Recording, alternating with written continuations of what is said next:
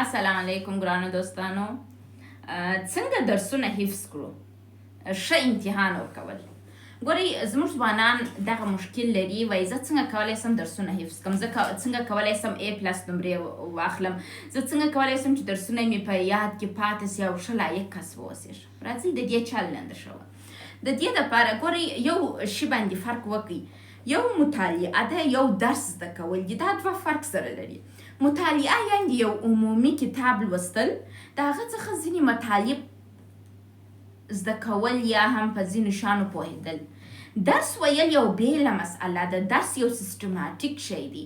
درس یو داسې شی دی چې ته به کتاب اخلې، مطالعه کوې، بیا وایې، بیا زده کوې، بیا بیرته بیا امتحان ورکوې. د دې لپاره چې په امتحان کې ښه نمرې یوسې، درس ووایې. د دې چل څه ده؟ راځئ زه خپل چل درته ووایم. ما دا چل د مور څخه په نس کې نه دی زده کړی. دا ما په د کتابو سره، د استادانو سره او د تجربو سره استفاده کړې ده زده کړې مې دی. څنګه درس باید ووایو چې په ذهن کې مو پاتې سي او ښه امتحان ورکړي. تاسو چې کله د استاد څخه کتاب یا هم چپټر ترلاسه کوئ چې دا کتاب او دا چپټر به موږ په دا سمسټر کې وایو. کله چې مو کتاب ترلاسه کوئ، تاسو کوشش وکړئ و دا کتاب ته 3 ورځې یا 2 ورځې وخت ورکړئ. کتاب د سر څخه تر پای پورې یو پله مطالعه کړئ.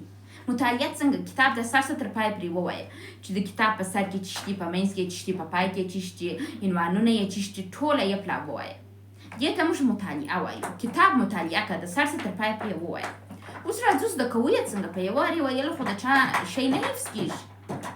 منفسره په یو پله ویلو د چا شی نه زده کېږي. د دې دپاره چې یو شی ښه حفظ کړئ، کله چې مو کتاب د سر څخه تر پای پورې وویلی، بیا راسئ د کتاب ځان ته پر 2 بخشو وویشئ. پر 2 بخشو چې مو وویشلی، د اول بخش ته راسئ، دا بیا ووایاست. بیا چې مو وویلی، سر په خلاص کړئ، ښه دقیق یې ووایاست، زده یې کړئ. کله چې مو زده کړله، بیا یوه کتابچه راواخلئ.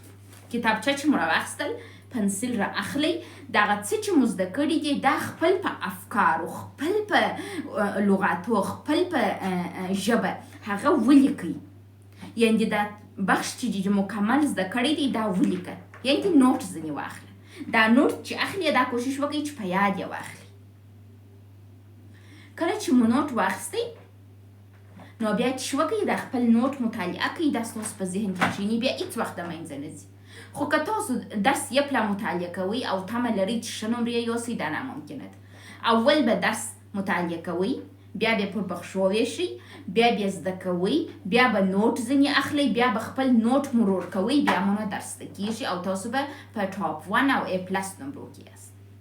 دغه یو طریقه ده چې زه خپله درسونه وایم. تاسو هم کولی شئ د دې استفاده وکړئ. مننه.